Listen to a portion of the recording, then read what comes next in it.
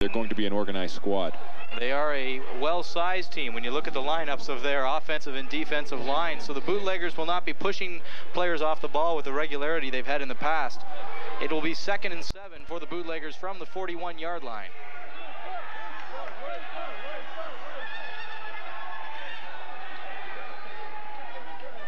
Straw looks to his left, throws, hits Chris Johnson there at about midfield. He's at the 45 before he's taken down at the far sideline. Great play that time by Chris Johnson. Rod Moores looked off at Johnson, who had about a 7-yard cushion from the defensive back, and basically CJ just ran a quick hook, and Moores hooked up with him right away and beat the deep back on the spin move again as well. This is something that the Bootleggers must do. Straw was in motion on that play, but if they can get the ball to Sheeran a couple times, who's just come off his broken leg in the last game, and CJ on the wideout, it'll open Jamie Straw up for some good gains later in the game. Got a referee's timeout here now. I think you saw Mike Sheeran get the ball first play from scrimmage, and as we talked about before, you really have to see that Mike, who's only under his 2nd game after coming back from a leg injury, gets the ball early, gets hit early, and gets right involved with the game. Although the last game they played against the Syracuse Express, Mike Sheeran had a great game, had a lot of carries. I believe he ended up scoring 1 touchdown, and certainly looked like he hadn't missed a beat. I think it's good for the Bootleggers here that they've shown some pass right away. In previous games that we've seen, they've tried to set up a running game, and it seems to me that their passing game, which should be their strength, lagged just a bit. I should tip off viewers right now. You see the ball is scrimmaged at the 50-yard line according to the field markers. For the American game, Lansdowne Park is adjusted. Subtract 5 from the markings you see on the field. The Bootleggers with the ball at the 45-yard line of the Randolph Oilers. It is 1st down. Jamie Straw to the right, Chris Johnson to the left at wide receiver. Moore's hands off to Sheeran. He breaks a tackle and takes it over the 40-yard line to about the 39 for a gain of 6. Excellent work that time by the offensive line of the Bootleggers, and coming back into the Bootlegger fold this week is number 59, Jamie Coombs. He had missed a few games for some personal reasons. So far, the Bootlegger offensive line looks good. They seem to be pushing the Oilers around a bit, and I think they need to get a score right away. Dave Upton in particular right there on a stunt opened up a nice big hole for Mike, and Mike did the rest of the work. It is 2nd and 5 from just about the 40-yard line for the Bootleggers. Lined up in the I formation, Domri Roberson and Mike Sheeran.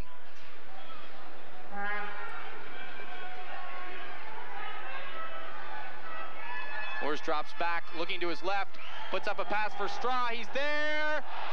Incomplete. Straw left his feet, but unable to make the catch just about at the goal line.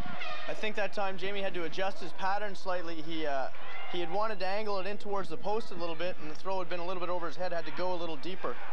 Nice move that time by Straw, though, as he went by number 14, Brian Pagel.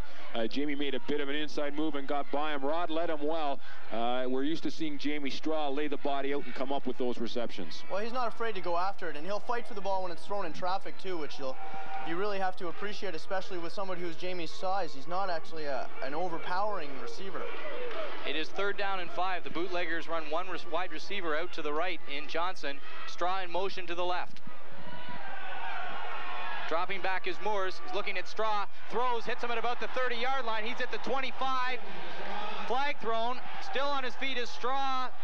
Taken down finally by number 14, Brian Pagel for the Randolph Oilers. There are flags down on the play. Great blocking that time by the offensive line of the Bootleggers. We don't know what the call is, but the direction it may have come in, I don't know if CJ may have gotten an illegal block when Jamie made the catch and was cutting across the field. Yeah, Chris Johnson ran into traffic that time and got right in the center field. His job there is to throw a block on the traffic coming across the grain downfield.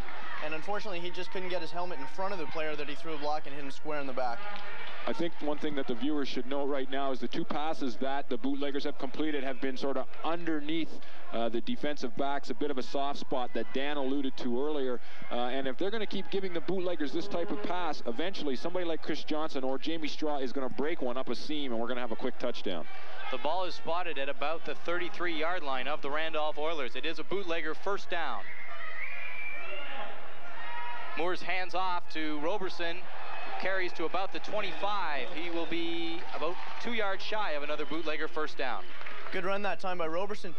You saw earlier on the pass play to Straw, The Oilers are lining up in a 3-4 defense with 3 down linemen, 4 linebackers, and with 5 defensive backs. Now, what that's giving them basically is a cover or an umbrella for the defensive backfield. Now, in the hook zones, the short outs and things should be open, and Rod Morris should be able to exploit that. One important thing on that last play also, Domre Roberson should get the ball to keep the defense honest so they can't keep keying on Mike Sheeran when the boots go to ground plays. 2nd and 2, the handoff goes to Sheeran. He's taken under a pile of Oilers, looks to be about a yard short of the first down. I think one thing the viewers should also notice in this game, we mentioned the size of the Randolph Oilers. This is probably the first team that's been in here this season where, for instance, linemen are going to match up pound for pound with the bootlegger linemen.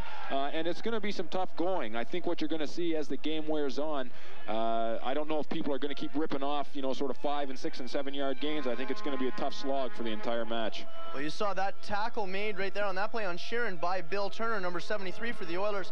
He has some pro experience for playing for the Patriots of the NFL. He is definitely a large member of that defensive line. It is 3rd and 1 for the Bootleggers. From the 25-yard line, Moores keeps, falls ahead to about the 23. He should have another first down. I think on that play, number 73 that Dan just mentioned, Turner got right in there. It looked like somebody missed a block. Luckily, only a yard to go. Rod Morris basically just had to fall forward to get the first down. You guys mentioned the bigger size of the line, the defensive line for New England. So far, Moores has had lots of time to pass when he's wanted to. Oh, that's a credit to the bootlegger offensive line. And, you know, perhaps they have heard a bit about the Randolph Oilers and their record in the Eastern Football League. And they seem to be ready for this game. I think Coach Greg Marshall realizes that some of the teams they've played against have not been up to the caliber of the Bootleggers. And this is going to be a test to see where the Bootleggers are in their play this year.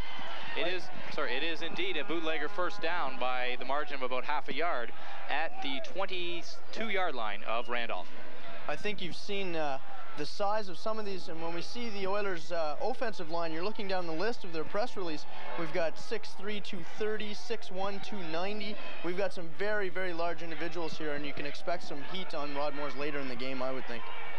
The Bootleggers lining Sheeran up at slot back on the right side, going with 3 receivers.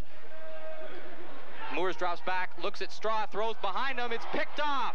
This is going back a long way. That's Pagel, number 14. At midfield, he's at the 35, taken down at about the 30-yard line of Ottawa. Pagel picks off Rod Moores on what was really a telegraph path, and the Bootleggers are turned away on their first drive of the game. Dave, this is something that we've spoken about earlier in the season on the telecast that we've done. Sometimes it seems that Jamie Straw is the only guy that Rod Moores will look at, and at times the passing attack is a bit predictable. Pagel just played off Straw a couple of steps, and when the ball was thrown in there, he stepped up there and just took it away, and with a little more speed, they'd be in the end zone for 6 points. So I really don't think that Jamie read that play. I think he was running a deeper pattern, and Rod threw it short. So Bob Witt at quarterback for the Randolph Oilers on first down. Pitches, it's bobbled, taken to about the 28-yard line, is taken by number 44, Mike Waite, for Randolph. And guys, you might be able to give us a little background on Waite. Mike Waite, perhaps one of the top rushers in the Eastern Football League this year. For Randolph, he had 114 carries, 667 total yards for a 5.9 yard average. Very, very good, and this guy looks like he can go. You saw how he bobbled the exchange from the quarterback there on that pitch, but managed to pull it in, and he's definitely a strong runner. We'll see a lot of him today, I think. Their fullback, Sean Crowley, also weighs just over 200 pounds, and for a guy that's only 5'11", that's a pretty big load. Witt rolls out, puts it up here about the 10-yard line. It's knocked away, intended for Adrian Taylor, number 8. Good defensive play by number 22, Chris Maruski. Yeah, Maroski came up with a real nice play there, and he's got to come up big now. Tim Yee, of course, had the knee injury in the last game that we did and won't be back for the rest of the season, so Maroski and some of the other guys have got to step up there and take control. Well, you've seen Tim Yee injured last week. Now you've got You've got Chris Morosky, who's going to have to do the bulk of the work on the corner. He's a great cover man, and that time particularly just read the play all the way and batted it away. It is 3rd and 7 from about the 27-yard line of the Ottawa Bootleggers. The Oilers on their first drive of the game after intercepting the Bootleggers deep in their own territory. Dropping back his wit. He looks, throws, puts it up. Taken away again by Morosky, and a pass intended for Ron Casford. I think what they're trying to do in going to Morosky's side twice is he's not that tall of an individual, so I think they're trying to pick on him, but that time he closed very well and arrived at the receiver at the same time the ball did and put a nice hit on him. Chris is only 5'6", and they will try and put a taller receiver on him all day and try and exploit that by throwing the fade pattern or perhaps the out and throw it high. That time he was in his zone defense, simply read the quarterback's eyes, stepped up and made the play once again. We've got Dwight Beckford, number 21, playing in place of Tim Yee on the other corner. And Dwight, he likes to play at a bump and run. He tends to play it very, very tight and feels he can cover his man very easily. There is 8:13 left in this first quarter. It is 4th and 7 for the Oilers. And we have a timeout on the field. Well, I think what we've seen here is that both teams certainly have come to play, but you can sense the excitement on the other side of the field for the Randolph Oilers, and I think the crowd here in the stadium has picked up on it. As we mentioned earlier in the show, I think this is going to be a great game. Well, the crowd very definitely behind the Bootlegger defense on their first series on the field. They came out pumped up. There's no question about it. The crowd's getting up for them. I think a couple of big plays by Morosky, as we said, is getting the defense pumped, and if they can turn them away on this drive, we've got 4th and about 6. I think it'll really give the Bootleggers an edge after that interception previously. So on 4th down, the Randolph Oilers are going to go for it. Crowd getting behind the defense. 4th and 7. Witt drops back, rolling to his right. He's out of the pocket, flag down, pressure on him. He's taken down by number 98, Paul Brown, at about the Bootlegger 39-yard line. Great play that time by the Bootlegger defenders. Flag down. I think it's going to go against Randolph on a block that was thrown in the pursuit of Witt, the quarterback, as he rolled out. Great play that time, though, by Mike Morris, number 55 of the Bootleggers, as he came up on the right side, perhaps showed blitz, and then dropped back out into pass coverage. Exactly. I think the play that was initially designed, perhaps Morris spooked the Oilers quarterback a bit, and then Brown just stayed at home all the way, didn't let the quarterback get outside of him, and made the tackle, finished him off. Paul Brown, the Simon Fraser University graduate, making a big play for the Bootleggers. Well, the Bootleggers moved very well offensively in their first series up until the point of the interception. I think it's important with just 8 minutes to go in the first quarter here that they move the ball again. Bootleggers scrimmage from their 34-yard line. 1st down. Moore's hands to Sheeran. Sheeran looks for a hole, makes it to about the 36, a gain of about 2. Dave Upton missed his block that time. Had a great chance to open up a big hole for Mike Sheeran, and he simply missed the block. It's too bad. 2nd and 9, we'll call it. 7:45 left in the first quarter. The Bootleggers and the Randolph Oilers, no score. The match of the unbeatens tonight. Randolph, of course, went 10-0 in their regular season and then went through 2 games in the playoffs to be the Eastern Football League champs, and they're certainly showing right now that they're certainly worthy of that title. 2nd and 9 from the 36 for Ottawa. Moores drops back. Randolph was showing blitz. Throws over the middle for Straw at midfield. At the 45, he breaks 1 tackle. Finally taken down by number 12, Tom Dennehy, but not until he's reached the 40-yard line of the Oilers. Exactly what we spoke about earlier. Jamie Straw making his move in front of the defensive backs. Almost made it through a seam there, and had he gone a little more to one side or the other, I think he'd be in the end zone. You saw that time number 66, Leo Connie for the Oilers, playing very, very deep as a middle linebacker. Almost the same depth as the safety, and just missed the tackle on Jamie Straw. The safety came up and made the tackle, or else Straw would have been gone for 6. Great blocking also by the Bootlegger offensive line. 1st and 10 from the 45-yard line for Ottawa. Pitch here to Sheeran. He's running outside. He'll be at about the 35, slips and falls at about the 34-yard line.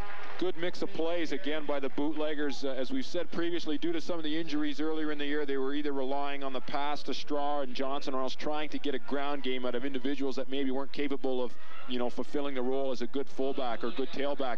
Excellent job by Mike Sheeran. Great mix here, and it's got to be tough for the Randolph defense to try to get a fix on what the Bootleggers are going to do. It's important that they mix everything up. Linebackers will try and get a read and try and get a tendency for the offense, as will coaches. 2nd and 4 from the 34. Moore's hands to Sheeran, looks for a hole, cuts back towards the right, and is down at about the 25-yard line of Randolph. Another great run that time by Mike Sheeran. Randolph showing blitz there, moved a couple linebackers up early. Great blocking by the offensive line again. And Mike, once he got through that first wave of players, made a couple of nice moves to get some more yardage. You saw Danny Massey go down on that play, the tight end. Brian Bino comes in to take his spot. I guess he must have got caught up on the tight end blocking down to give Mike Sheeran a hole on that. Just a simple counter that time, and Mike did the rest of the work himself after he got through the offensive line. Good slashing type running from Sheeran, something they missed maybe while he was out. It is a first down for Ottawa at the 25-yard line of the Randolph Oilers. 5:11 remaining in the first quarter. No score. Moores drops back, looks at Straw, looking for the corner of the end zone. He's got him. Touchdown, Bootleggers. What a play. What a play. And again, it's the same sort of thing we talk about. Jamie's still down in the end zone, but he beat number 14, Brian Pagel. Nice throw that time by Morris. They tried to work this play once before where Jamie hung himself out, but he couldn't make the catch. Definitely one-on-one coverage with the corner. You had an isolation, and Jamie adjusted really, really well to the ball. Some of the fans might have noticed the adjustment to the field here.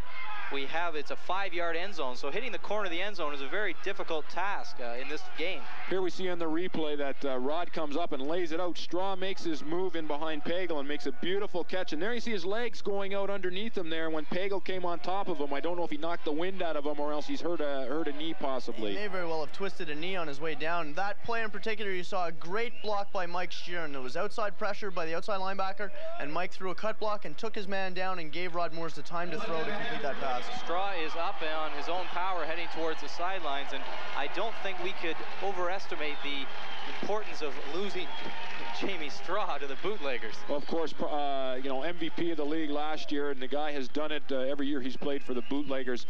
I think what people should also realize is on that touchdown pass, it looked like Jamie almost ran a stop and go, or he made a slight slant to the middle. Pagel bit on it, and then Jamie went back a bit to the outside.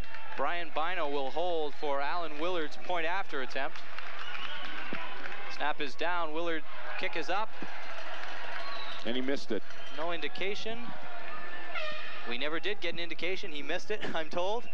So the Bootleggers will head to the sidelines with a 6-0 lead with 5:03 remaining in the first quarter. Great game so far. I think one thing that we must note is that although the Bootleggers have moved the ball well and they finally got rewarded with some points, that's great. Randolph came up with the interception, but to this point in the game, the Oilers do not have a first down. It's important to note that Ottawa coming up with an interception, actually being intercepted on that first drive, managed to turn it around after stopping an Oilers drive and putting some points. It's very important. If you come up short on your first drive of the game, you really have to establish yourself on your second march, and they really did. They marched almost the length of the field. Some good plays, Jamie Straw, and Jamie appears to be up and moving around, so I don't think we're going to miss him. Well, Randolph either has a lot of confidence in their offense or not much in their kicking game. They gambled within field goal range in a 4th and 7 situation on their opening drive. That's actually something that I find a bit questionable, because I watched a couple of their kickers going at it in practice before the game, and they were putting them through sort of from 35, 30 yards, and they might have come out and made an attempt at that, or at least, as you say, maybe gone to the punt and try to get a coffin corner to get the Bootleggers to start from deep in their own end. Well, Jamie Straw setting up the Bootleggers in good field position after they took over, and then scoring the touchdown. Kickoff is short, rolls out of bounds at about the 27-yard line, and we'll do it all over again. Well, number 50 for the Bootleggers there, Mike Budge, certainly can't be too happy with that. Again, in the pregame warm-up, Mike was booming him off the tee. Unfortunately, sometimes you see this with a guy who kicks straight on. If he doesn't hit it exactly, the ball goes off one side of his foot or the other and goes out of bounds. You see Greg Marshall there arguing a point with the referee. The official came to Budge before the kickoff and switched balls, giving him the ball that the Oilers preferred to have kicked to them. Mike, after the kickoff had gone out of bounds, complained he's not comfortable with the ball, and now you see he has the ball that he prefers. We should mention also, not only are the lengthwise markers different here at Lansdowne Park, the sidelines, the light blue strip about 4 yards inside the CFL sideline is being used to mark the out of bounds in this game. The re-kickoff is a good one this time. Taken at about the 20-yard line. Run up to about the 40. That was number 44, Mike Waite. And the Randolph Oilers will scrimmage from good field position at their 45-yard line. This season for the Oilers, quarterback Bobby Witt was 49 for 117 in the passing department, only 42%, but over 1,000 yards. He finished with 1,055, 16 TDs. However, he did throw 10 interceptions. 1st and 10 for Randolph. Lining up in the I formation, 2 wide receivers. Running now, he's rolling out to his left, heading back to his right. A smother of Bootleggers. Shane Ireland, Paul Brown on top of the pile. And I don't know if that was a broken play or what the design was for Randolph on that play. It looked like the ball was fumbled. I don't know if the referee saw it. Mike Morris had it coming out of the pile. I thought I saw it come loose as Witt went down, but he rolled out. But great pressure by the Bootlegger defensive line. That time you saw everybody do their job. They had a small stunt on the defensive line. You had Morris loop around to try and get some pressure on the quarterback. And basically, the offense had nowhere to go. It is 2nd and 20 from the 35-yard line of the Randolph Oilers. Bob Witt with Ricky Witt at wide receiver to the left. And I believe that's Mark Harding that's out on the other side, number 2.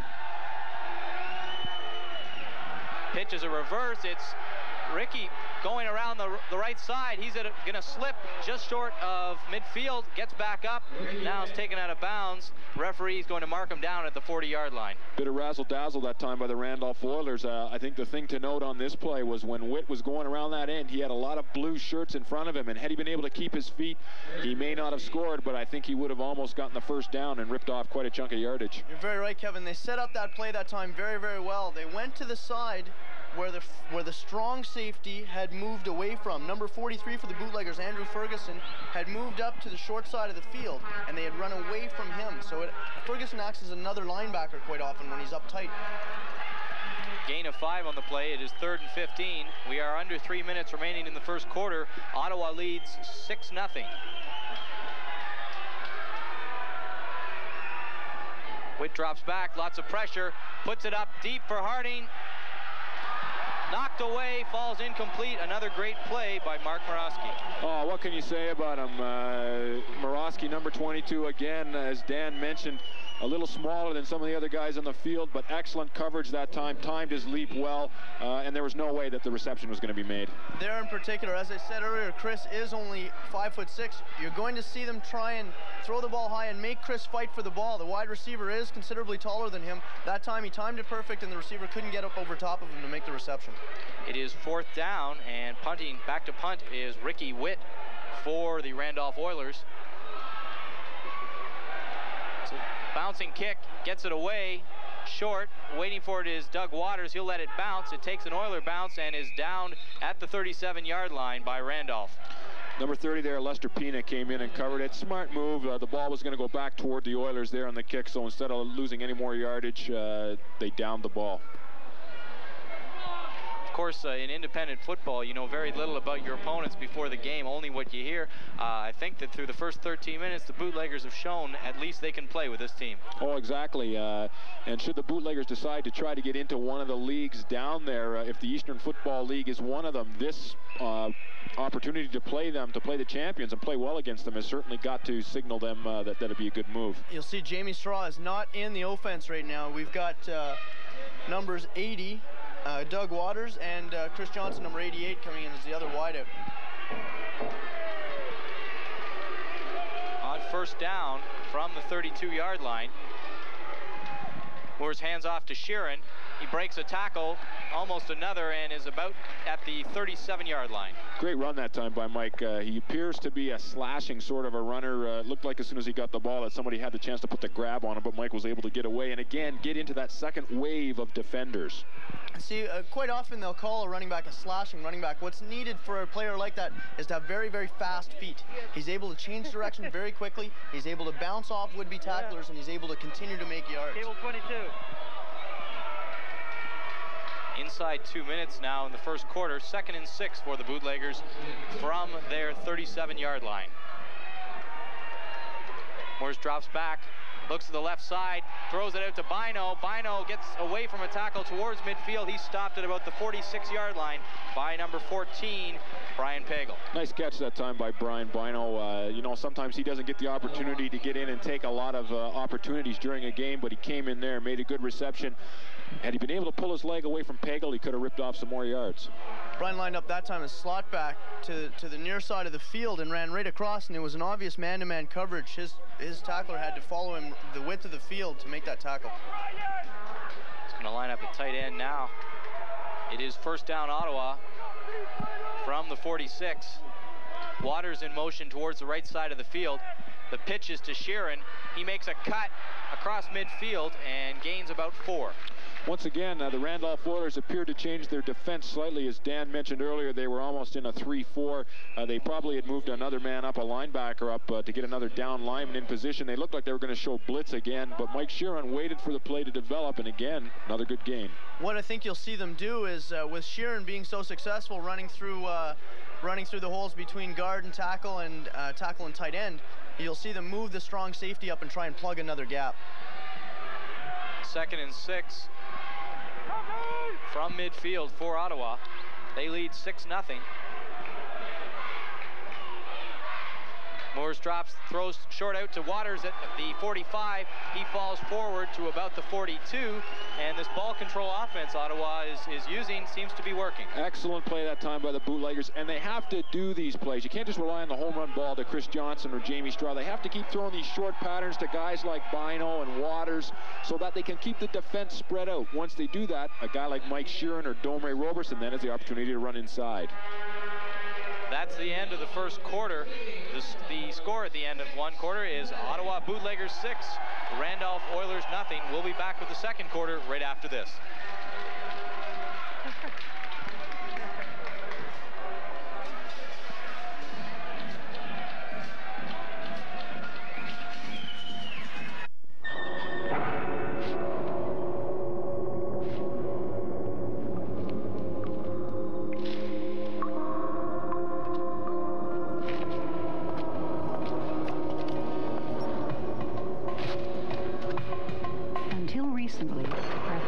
Was a life sentence. Because of the Arthritis Society, more Canadians are escaping the pain every day. I'm Maureen Forrester. Please give to give hope. Deep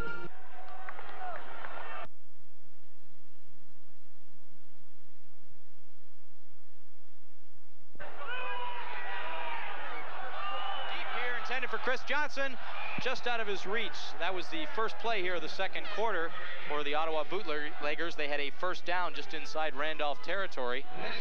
Bit of bumping right near the end there. Pagel again, number 14. He appears to be the one that the Bootleggers are going to pick on, and CJ had a path to the ball, and 14 Pagel bumped into him a bit. I'm a bit surprised there wasn't a flag. Well, I think Greg Marshall feels that both his wide receivers, or all three of his wide receivers now you see with Straw being injured, can beat that corner, and particularly in speed. And at that time, you did see a little bumping, guys trying to adjust to the ball, but it's still everybody's ball when it's up there. It is 2nd and 10 for Ottawa. Moores throws a quick out to Straw. Straw takes it at about the 40. He's at about the 35. Fumbles. Ball rolls out of bounds. I believe Ottawa will keep possession. Good to see Jamie back in the game. He's limping slightly. If you notice the way they set up on that play, they've given Pagel some extra help on his side of the field, and I think quite rightly that's why Moores went to the other side to Straw. They've brought number 10 over, Tom McLaughlin, to give Pagel some help, and I think the coaches realize that the Bootleggers have been going after him. Good first quarter stats. Quickly, we had Rod Moores with 7 attempts, with 6 completions in the first quarter, with 6 first downs. Also, we had Bob Witt with 3 attempts and no completions in the first quarter. So Ottawa playing stellar defense thus far. Gain of 6 on that play. It is 3rd and 4 from the 36-yard line.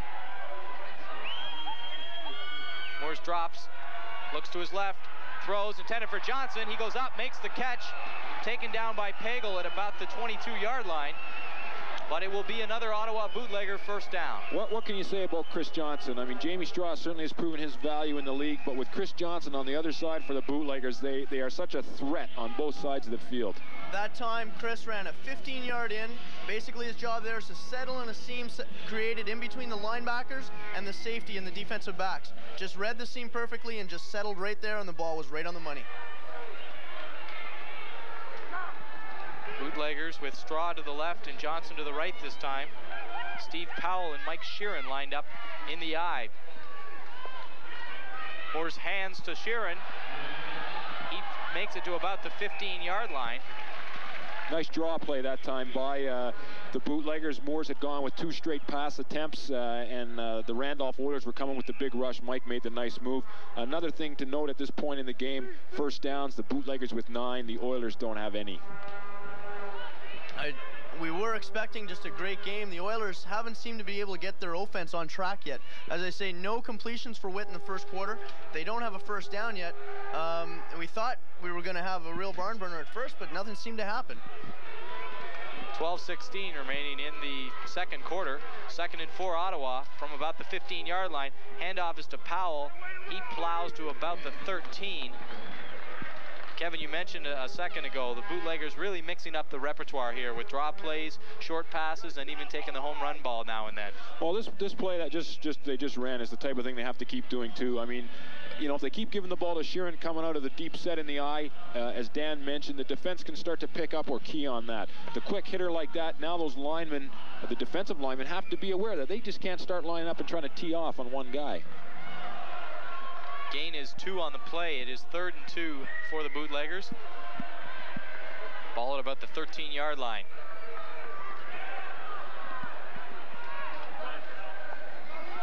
Moore's hands to Sheeran. Sheeran falls across the 10 to about the 8. And Ottawa will scrimmage from there in a 1st and goal situation. Good situation for the Bootleggers to be in now. 4 cracks at it from inside the 10-yard line, and we're going to see what's going to happen now. The only thing that we have to realize is that with the field marked as it is, that end zone is only 5 yards deep. You saw Powell coming in there for Roberson. I think you may very well see something off tackle, a quick pitch to Sheeran, have Powell just stick his head right in there and try and blow open a hole and hope Mike Sheeran can get the remaining yards. Well, this situation, the field with a 5-yard end zone, definitely favoring the running game. Difficult to pass from this close in.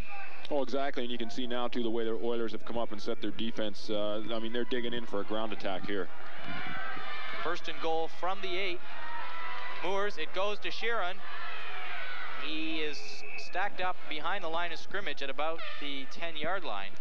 Number 92 that time, Rick Santos for the Randolph Oilers, led the charge. They read that play very well, and if Rick Santos didn't get him, there was 3 or 4 other blue shirts that were ready to put the hit on Mike. Dan, I think they heard you from up here calling that play. Just great pursuit by the Oilers. The job there is to string everything along the line of scrimmage, not to let anything get outside of you. The corner and the outside linebacker have to turn everything back in so the rest of the players can make the tackle. Good defense by the Oilers that time. 2nd and goal from just inside the 10-yard line. Johnson lines up wide to the right. Bino in motion to the left. Lining up now at tight end. Straw at slot back on the left side. Now he motions towards the right. Moores throws. It's to Straw. Complete. Taken down at about the 2 by number 14, Pagel. like a face mask there on the tackle. I thought he had him up around the helmet area, but no flags on the play. Yeah, if he didn't get him on the face mask down, I think he probably had him around the neck or by the collar of the shirt. Nice play that time, though, by the Bootleggers. If they're going to throw a pass, that's probably the type of thing that they should throw. Again, they're trying to get Jamie Straw on an angle or a slant of some sort where he can get the ball and then try to take a guy one-on-one. No question, every fan in this place this evening is happy to see Jamie Straw back in the game. He did miss a series after going down in the end zone on his touchdown play, but he seems to be back in there and doesn't seem to be limping at all. Looks like the Bootleggers are going to call a timeout here. Rod Moore's heading towards the sidelines. And yes, they have called, or sorry, Randolph has called their second timeout. It is a 3rd and goal situation from the 3. Well, it looks like Pagel's going to be the guy that's handling Straw all night. That time he followed him right across the field, mirroring him on a man-to-man coverage. And if that's the case, the Bootleggers are going to be able to exploit that as this game wears on. I think you've got, as I say, we've got a 3rd down, 3 yards from the end zone. Basically, there's only one play to run here. You've got big guys like Churkis up front. All you do is get Roberson in behind him, and he and Churkis just blow a great big hole and let Mike Sheeran dance his way through. Well, here we see number 91, Shane Ireland, coming on the field, and this is one of the things the Bootleggers do in their offensive set when they're down near the goal line. And you know Shane Ireland's only in there for one reason, to blow somebody out of there so somebody can get in behind him and get in for the touchdown. And he can do it. He can do the job, too, that's for sure. Shane Ireland, one of the most familiar names on the Bootlegger roster, better known for making people meet the turf. We'll see if he can blow a hole open here. It is 3rd and goal from the 3.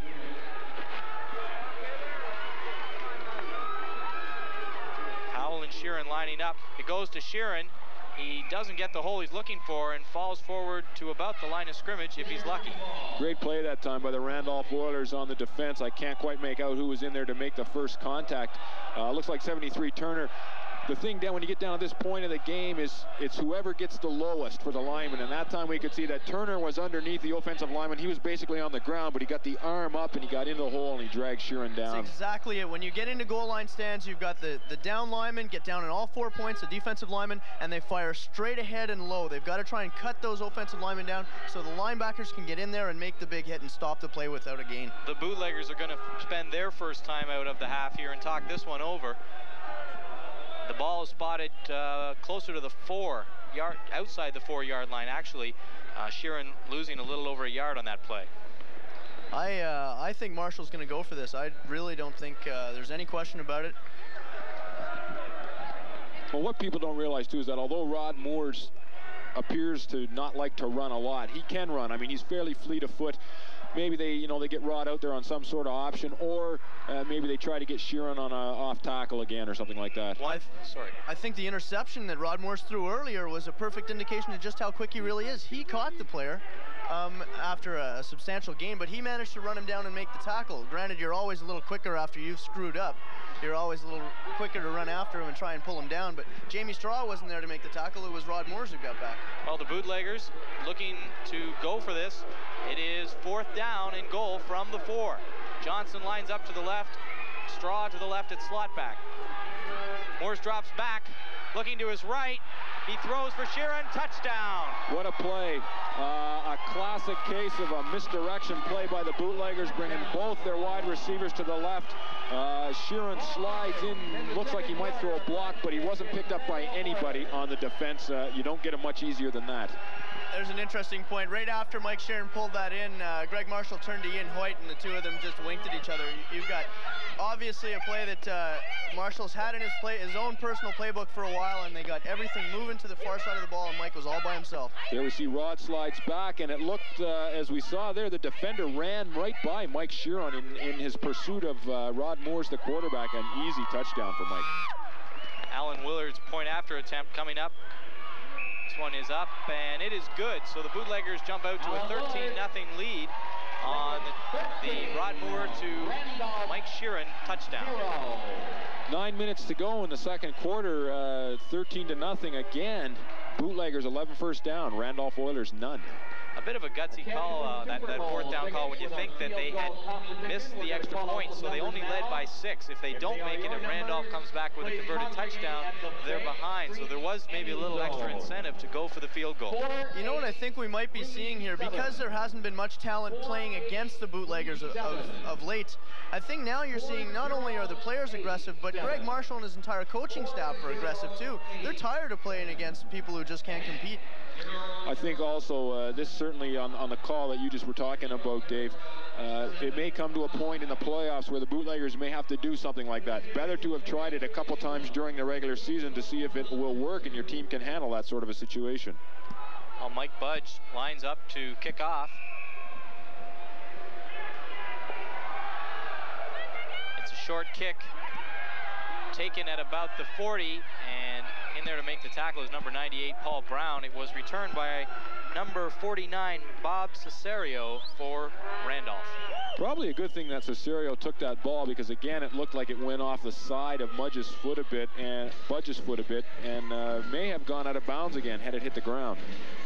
Cesario fielded the ball very cleanly. Generally, you see in the position where he's playing in one of the first setbacks in the kick return unit, a lot of times you'll find linemen and linebackers, and they're not always the best of hands, but he picked it up no problem. 1st and 10 from the 42 for quarterback Bob Witt. Handoff. Trying to see the number of the player who that went to. Wait till the unpile. It was number 21, Jay McGee. McGee looks to have gained about 2 yards on the play. Strong defense again by the Bootleggers. Defensive line again piling in there, making it very difficult for the running backs of the Oilers to get through the first wave. The Oilers have not had enough ball possession to really try to mix up any sort of plays. Right now, they're just trying to get things going. It is 2nd and 8 as we hit the 8-minute mark here of the second quarter. Bad snap. Witt falls on it. He will rest on the ball at about his own 37-yard line. Bit of mixed timing there that time. It looked like Witt was starting to pull out before the ball was coming up. Either miscommunication between him and the center, or somebody forgot what the snap count was on, and it looked like the quarterback this time. However, he had the presence of mind to try to stay in there, but it didn't work. You know what makes a quarterback or a center forget what the snap count's on? It's people like McGowan and Ireland faking blitz, pumping up right into the line of scrimmage, and you make people start to think about what's going to happen to them after the snap of the ball. We mentioned that in warm-ups, the Randolph Oilers looking like a very well-disciplined team. That's sort of gone to seed here in the second quarter. It is 3rd and 15. Witt drops back, looking, pressure, throws over the middle. It's complete. Tackle made there by number 58, Tim McGowan. The reception that time was by Ron Casford, the tight end. Good hands that time by Casford. Kept his feet, didn't have to go up after the ball, just kept his feet, squeezed it, and then turned and tried to get yards. If the Randolph Oilers are going to try to slow down this rush a bit by the people like Ireland and the rest of the linebacker, that's the type of pass they have to complete in the middle, in the area where the linebackers have vacated when they've made their move forward. Well, you'll find tonight Ottawa appears to be very aggressive defensively, so it means Ireland and McGowan are going to be going in a lot of stunts. They're going to be following up with their linebackers on blitzes, so that center area is going to be vacant. Jamie Straw stands at his 17-yard line, awaiting the kick from Ricky Witt. Witt from his 30. Now it's a fake. He's going to roll out left, looks to pass, puts it up. It's tipped, incomplete. Pass intended for number 30, Lester Pina. Almost a completion, and the Bootleggers had the big rush that time, and number 40, Mola Page, got right in there, and as he was going for the block and laying his body out, that's when Witt pulled it in and rolled out and tried to pass. I think that's a perfect example right there, where Morris has to come in and he has to break down and not let the kicker get outside of him. Morris has to break down on a nice wide stance and not let anybody get around him. He's got to close him down. So Ottawa will take over first down at Randolph's 45-yard line. Jamie Straw at wide receiver to the right, Johnson to the left. Passing on first down, Straw has the home run ball in his direction. He's there, almost makes a spectacular catch. Beat number 10 that time, Tom McLaughlin, and again the same sort of pattern that the one he got the touchdown on, and secondly they tried to him a couple times before in the first quarter. Rod Moores lays it out there, and Jamie Straw, after a bit of a stutter step partway through the pattern, manages to get by the defender and laid himself out. And again, for each one that he's dropped like that, he's caught one or more in his tenure with the Bootleggers. He's got the cornerback right now has really got to read and try and figure out what Straw's going to do, because as soon as you turn your hips, you have to go with Straw because he is so fast. That ball appeared to be overthrown by a large amount, but Straw managed to run underneath it and almost make the grab. So with the incompletion, it is 2nd and 10 from the 45. Moore's passing again. This time he's going to step out of the pocket. Throws intended for Bino. It's over his head. Moore's thrown to the turf by number 56 for Randolph, Rob Burr. Good reaction that time by Morris. That was almost a certain sack. He was already in the grasp of the defensive lineman, and he got it away. Even if it wasn't really intended to be a completion, I think he just got it away in the direction of a black sweater to avoid the sack. Yeah, it was a smart play by Rod, and I mean, if Bino had been able to pull it in, I mean, so much the better. But as you mentioned, the thing that they avoid here is a loss of yardage. So after 2 incomplete passes, it is 3rd and 10. Johnson lines up wide to the left. Straw crossing in motion to the left. Morse drops back, throws over the middle, intended for Bino, tipped, the ball falls incomplete. Bino had that ball in his hands and just couldn't get a grab on it. Well, the ball bounced around, and number 32, Bubba Pina, almost came up with the interception after it was tipped. Good throw that time by Rod. Unfortunately, Brian wasn't able to pull it in. Now we see the punter coming into the game for the Bootleggers for his first kick of the game. It is a 4th and 10 situation. 5:43 remaining in the first half. Ottawa leads 13-0. And Mark Titley will stand at his 40-yard line. It's a kick away, short. Squibber rolls where it's picked up by number 2, Mark Harding, towards the center of the field. Will take it to about the 14-yard line. Nice play that time by number 40, the Bootleggers, LePage.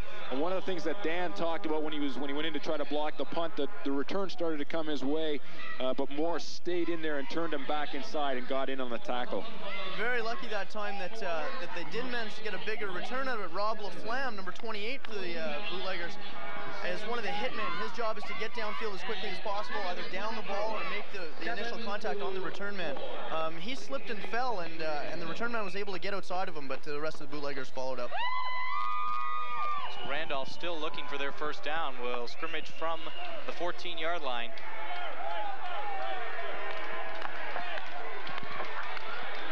Mark Shea, receiver in the game, to the right side for Randolph.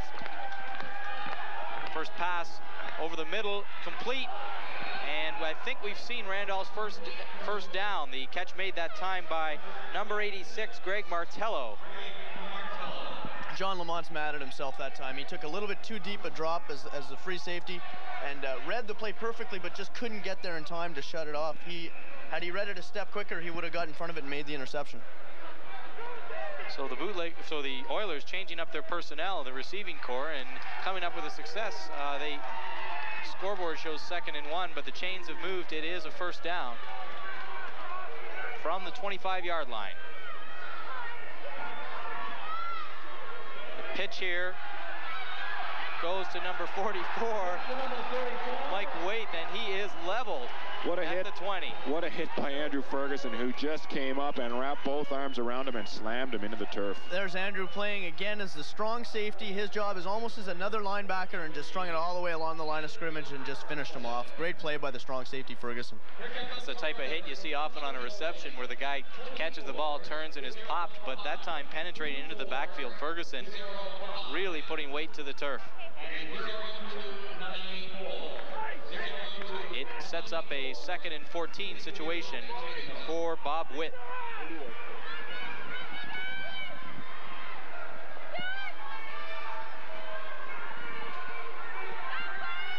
This time he drops back, puts up a ball to the right side. It's going to be easily picked off.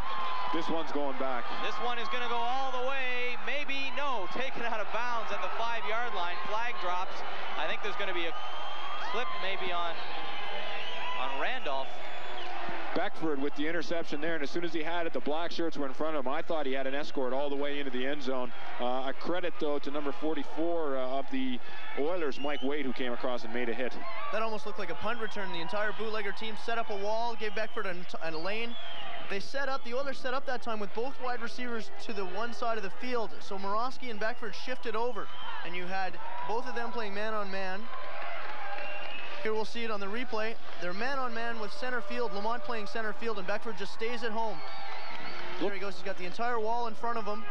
And here you see the tackle coming up right here. Tempers flared after the play. Here's C71 going out of there with Mike Morris, I believe. It looked like Shane Ireland, number 91. When I looked up, I saw him on the ground. I thought he'd been given a shot from behind, but on the replay, clearly he giving a clip to number 74, John Bogner. And that will set the Bootleggers back a bit. Hard to believe Shane would do something like that. No, never. Rather obvious, and the Bootleggers will scrimmage instead of at the 5 at about the 15-yard line. In fact, right on the 15-yard line. Marshall should really talk to Shane and try and get him motivated for these games. He just can't seem to get up. I think something that should also be noted there, although a nice interception by Beckford, it looked like the receiver fell down at the last second, and Dwight was able just to stand in there and make the easy pickoff. I think that play by design is to set both defensive backs to one side and try and suck one of them in by getting one receiver to streak downfield and have both of them turn with him, and then have one guy hook up short and try and make the connection underneath the defensive backfield. Witt was throwing under a lot of pressure. Not a lot of success he's had tonight. First down, Ottawa at the 15.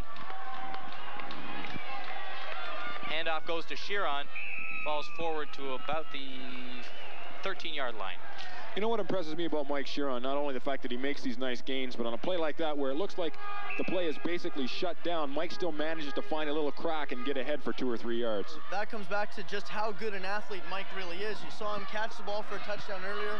He is probably one of the fastest guys on the team, yet you look at him and he takes a beating every time he runs in through the hole, but he's always managing to get yards just because he is so quick. Gain of 2 on the play, 2nd and 8 from the 13-yard line. Some motion at the line. Moores with time to pass, tries to swing it out for Roberson, and that falls to the turf. That was number 92, Rick Santos, trying to obviously anticipate the snap count. Made his move, got caught in the neutral zone there, and they threw the flag on him. It is going to be offside against Santos, and Ottawa will pick up 5 yards and be in a 2nd and 3 situation, repeating the down. We should mention that Ottawa's defense playing well against the pass. That Witt is the 2nd leading passer in the Eastern Football League with 1,055 yards completed. So he's no patsy. They're picking off tonight. He obviously, by the stats that we have, he has so much action this year. 117 attempts. 2nd and 3 for Ottawa. Moores looks left, throws a cross intended for Johnson, falls out the back of the end zone. Tough target to hit going through that area. A lot of traffic in there, and the throw was in behind CJ. I don't know if he broke the pattern off a little sharper than maybe what Rod was anticipating. However, I think the concern at this point is, as you said, Dave, a lot of traffic to be thrown into in the end zone. You know, the field position right here, of course, Ottawa can get a first down without scoring a touchdown, and then again have 4 whacks at it from the 5-yard line. I think that's all they really want. I don't really think they need to try and go for the end zone right here. Let's get a first down and then try and regroup from there. It is 3rd and 3, and it appears the Bootleggers are taking their 2nd time out of the half. Yeah, Rod's over talking to Greg, and I imagine that's probably the exact thing that they're talking about. Let's get the first down and then worry about setting up our touchdown. Well, it's tough to predict what they'll do in this situation. The Bootleggers' biggest weapon thus far this evening has been their variety in the offensive scheme. I think Randolph Oilers head coach Bob Turner is going to have to take his team into the dressing room at halftime and really sit them down, and he might have to scream at them to get them going. Usually you see you see performance like this from a team who's driven for 5 or 6 hours and then gets off the bus 40 minutes before and comes out and plays. They've been here for a day. They've rested, assuming they didn't go out all night last night. And you'd expect them to be a little tougher. Well, at this point, not only outplayed, but I think outcoached. 1:56, or that was the 2-minute warning of the half, not the Bootleggers' second timeout. Moores drops back, looks to his right. He's got a man all alone. It's Sheeran. He can't hang on to the ball. And that is the play that Mike Sheeran scored the touchdown on. And as soon as you see him as he's coming back toward the huddle now, shaking his hands and slapping the sides of his legs, he knows that he should have caught it. He was wide open. The Randolph Oilers are lucky that he did not catch that pass. But immediately what this signifies is that there's a breakdown in their defense. Definitely somebody, the outside linebacker or the strong safety. Here we have a replay, and Mike, just a blown assignment. I think we saw number 20 for the Oilers, Mike Pittman, the defensive back, whose assignment is to get on Sheeran, and he simply didn't read the play. 4th and 3, Alan Willard will be on to attempt a 21-yard field goal. Kick is up and is good. So the Bootleggers jump out now to a 16-0 lead. 1:47 left in the half, and I think it's all things ahead for Ottawa at this point. Well, I think the impressive thing about the Bootleggers is, as we've talked, this is what they consider to be their toughest competition at this point in the season, but we're seeing phases or facets of their game that we haven't seen thus far this season. I mean, Alan Willard just came on and hit a nice field goal here. The offense has mixed up their play selection very well. The defense is strong as usual, and we've seen a bit of trickery by Greg Marshall and the rest of the coaching staff. Well, there's no doubt. I mean, the coaching staff with Ian Hoyt, Greg Marshall, Bob Swan, these are all definitely and very well could be professional coaches. They could coach in the CFL without a doubt. And these guys definitely have a pro playbook to work from. No doubt that they're being simply out-coaching the Randolph Oilers right now. Well, good crowd here tonight at the stadium to watch the game, and as we've said too, the crowd is into this game, and they've got the Grim Reaper and the Legger girls out there too, and it's exciting down here at the park today. Well, always a sense of excitement when you can knock off an undefeated team. If you can, the Bootleggers showing all signs of being able to do that and send the Oilers back home 10-1. We've got Alan Willard kicking off here, whereas Randy Budge had done much of the kickoff duty in the past. Certainly last game and up until now. Perhaps Randy's straight-on style just isn't getting the distance. Might be a little sore tonight even in the cool. Willard's kickoff is short.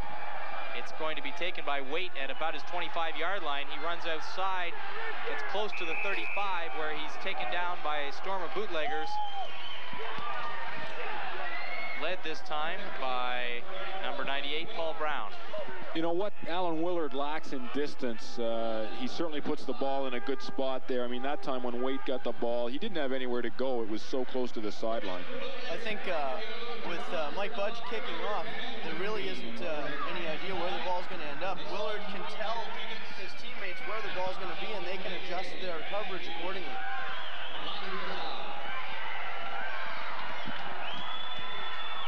Adrian Taylor lining up to the right at wide receiver for Randolph. It is first down. Quarterback sneak this time, makes maybe half a yard. Fool anybody. Paul Brown in there. Tim McGowan making the tackle. Number 63, Kirk Kachuru for the Randolph Oilers. I don't know who hit him on the Bootleggers, but he just blew him straight backwards. That was Dave Weatherall, number 90. Dave just hit him head up and blew him straight back about 4 yards. 1:15 and counting left in the first half. The first down count is Ottawa 11, Randolph 1. The scoreboard reads 16-0. It has been all Bootleggers in this first half. I think you'll see the Oilers go to the air for this last minute. Bob Witt on second down. Pitches, reverse here, and throw. Boy, I don't know how to call that one. That was, it looked like it was going to be a reverse, and then they went with a shovel pass forward, but the defense of the Bootleggers completely in there right away. Lance Thompson ended up wrapping it up at the end. We got 1 or 2 flags down on the play. The quarterback, Bob Witt, ended up with the ball at the end of that play. It started out, I believe, as a reverse to Mike Waite. Lance Thompson and Steve McHugh, number 90 and number 99 respectively, simply stood side to side and watched everything happen in between them and then finished it off. And I don't think Bob Witt was prepared to make the reception on that play either. No, I don't think so. Well, if the opposition is prepared to pass the ball in the other direction, I guess you just wait and make the tackle.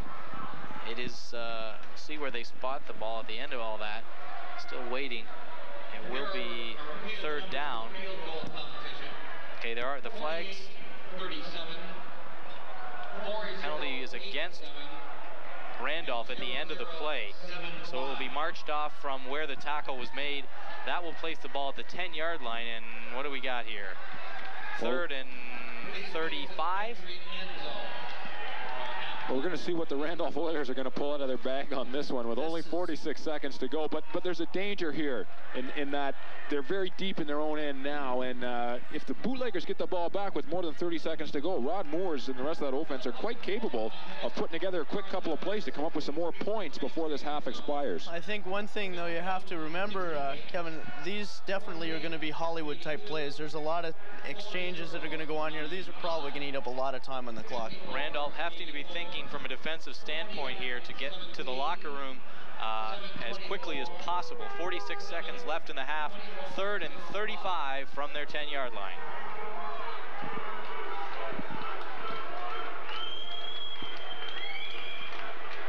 Witt going to run a quarterback sneak, and he stays on his feet for about 3 or 4 seconds, taken down at about the 11-yard line. And here you see as the punt return team's going on the field, they're calling for a timeout, and this is exactly what they should have done. And I'm sure now, as we can see Greg Marshall talking to Rod Moores on the side, they'll probably go on the field with a couple of plays called to run a couple of quick hitters to get into position for some more points. In my opinion, they're not going to punt this ball. There's no sense punting the ball. You have 40 seconds left. Look where you are. Try anything. Even give up a safety. Oh, exactly. Well, Jamie Straw stands at about midfield. Straw very able of turning this one into another touchdown on his own, and definitely putting the Bootleggers in good field position. In fact, if he fair catches it, it will be good field position.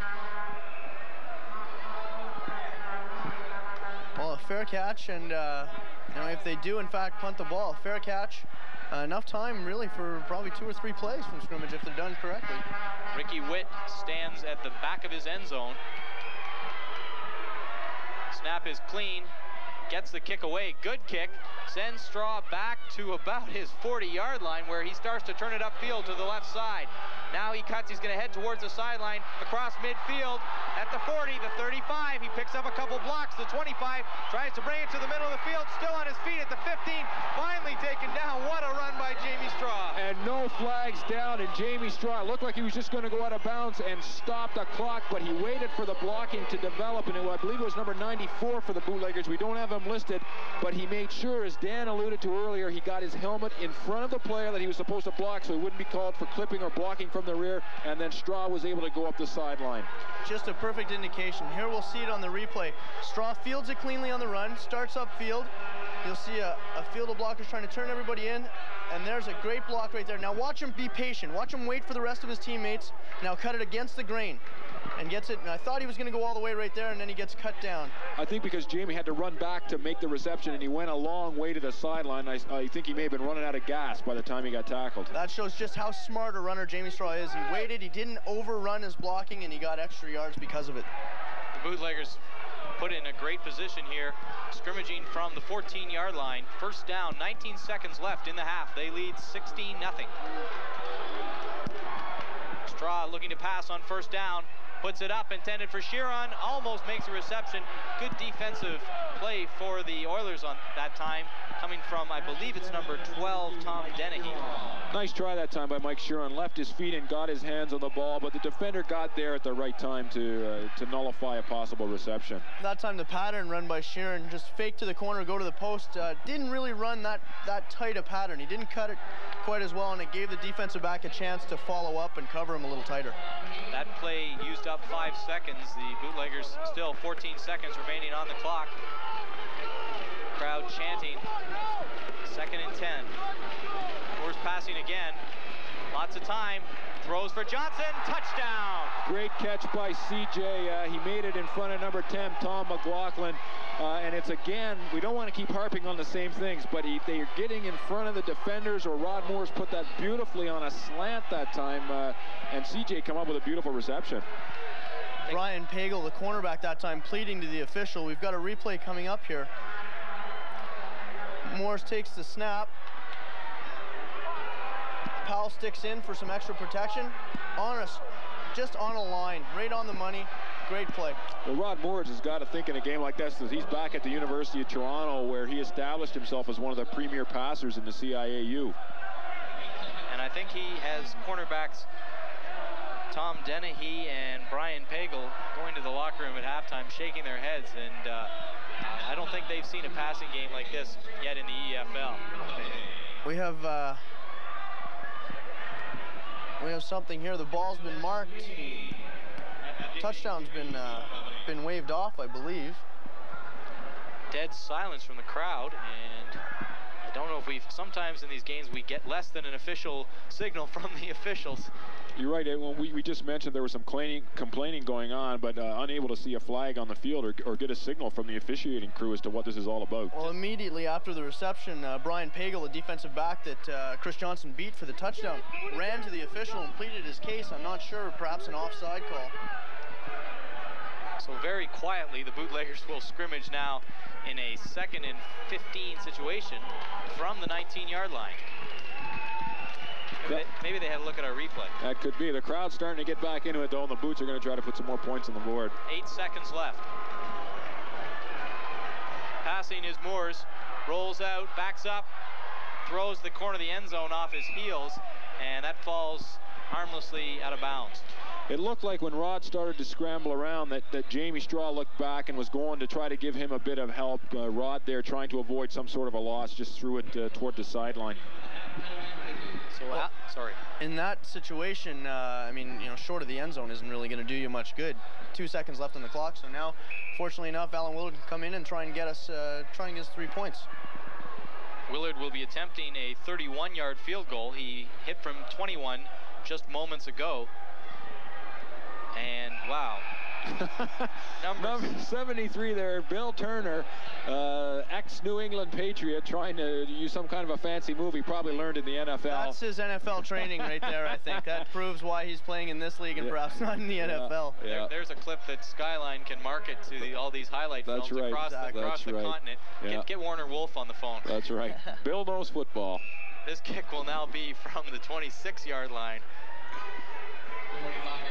Willard's kick is up and is wide to the left as the clock counts down to mark the end of the first half. Ottawa 16, Randolph nothing, and guys, it would be tough to criticize the Bootleggers in any way after this first half. Oh yeah, they've certainly played a real good half of football. I think Coach Greg Marshall's got to be happy with what he saw. Unfortunately, Alan Willard missed an extra point and a field goal. Basically the same thing. He hooked him a bit to the left, but we haven't seen good competition for the Bootleggers yet this year, and they're playing great. I think really you've seen the Bootleggers show up ready to play today. They knew they had a team to play against, and they showed up ready, plain and simple.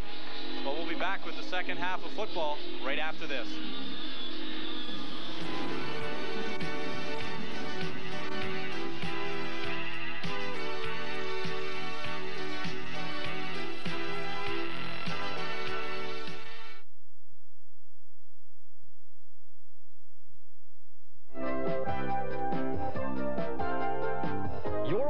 Skyline Cable 22, a programming service of Skyline Cablevision Limited. Vous regardez Skyline Cable 22, un service de programmation de Skyline Cablevision Limited.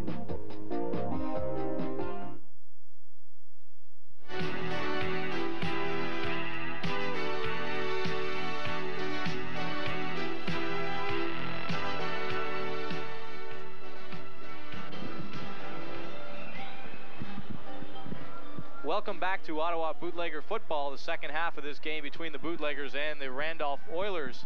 Ottawa leads 16-0. I'm Dave Naylor along with Kevin Robinson and Dan Rich. And guys, we'll see if Ottawa can continue the domination they sort of slowly got rolling from the game's outset. Well, they're up 16-0. Unfortunately, we didn't get a clarification on why the touchdown was not allowed at the end of the first half. Ottawa settling for a missed field goal on a touchdown called back. And Chris Johnson, the reception in the end zone. Kickoff here, taken at the 15-yard line. Run to about the 30, the 35, the 40, the 45, around the end. And taken out by a storm of bootleggers at the 40-yard line of Ottawa. That's number 88, Casford, for the Randolph Oilers. A beautiful run back, and he's also come in and run a few plays at them as a wide receiver, and he looks like he can be a dangerous guy. Well, that's one of the best bursts of offense we've seen from Randolph special teams or offense tonight. Well, it's the first time they've really had an opportunity to get their special teams going. They haven't had to do much except for kickoffs after bootlegger touchdowns. Randolph definitely needing a score here at the outset of the second half. A scrimmage from the 45-yard line of Ottawa.